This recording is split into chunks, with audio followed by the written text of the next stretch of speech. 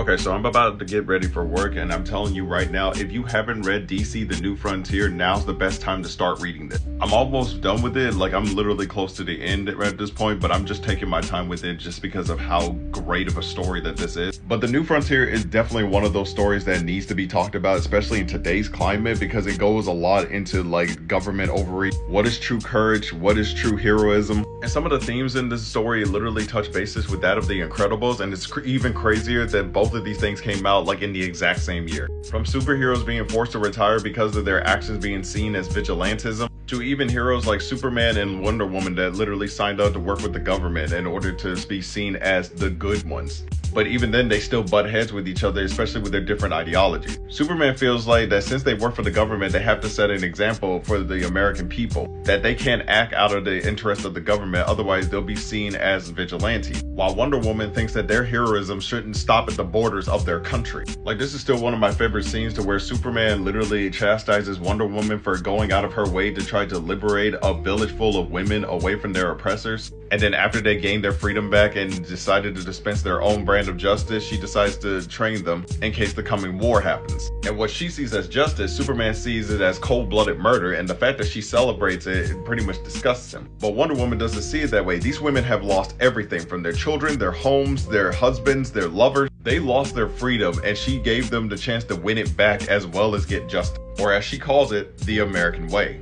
And because Wonder Woman's way of thinking doesn't really align with the American people, they decided to hand her a medal and to ship her off. Which is why here in this scene, she explains to Superman that the America that she fought for was an ideal, not an administration. And despite what other certain comic book content creators would say, Wonder Woman pretty much hits the nail on the head in this scene right here. That his real power comes from his compassion, not from his strength. Because Superman is not an idiot. He already knows that the government that he works with is corrupt, but he's trying to change it from the inside out. Which is why Wonder Woman tells him that they need that sort of compassion. They don't need an administration, they need a leader.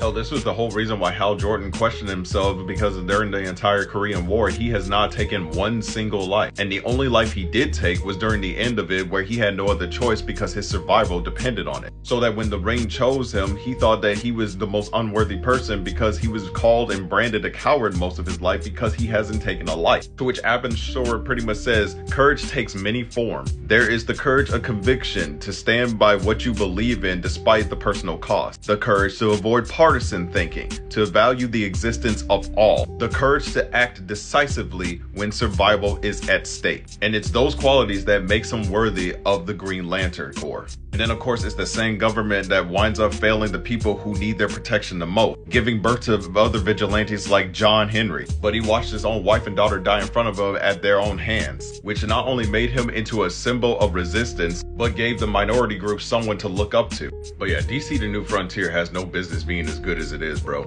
I'll probably talk a little bit more about it after I finish it, but nah, please read this book. But that's all I got for you guys, and I'll catch you in the next one.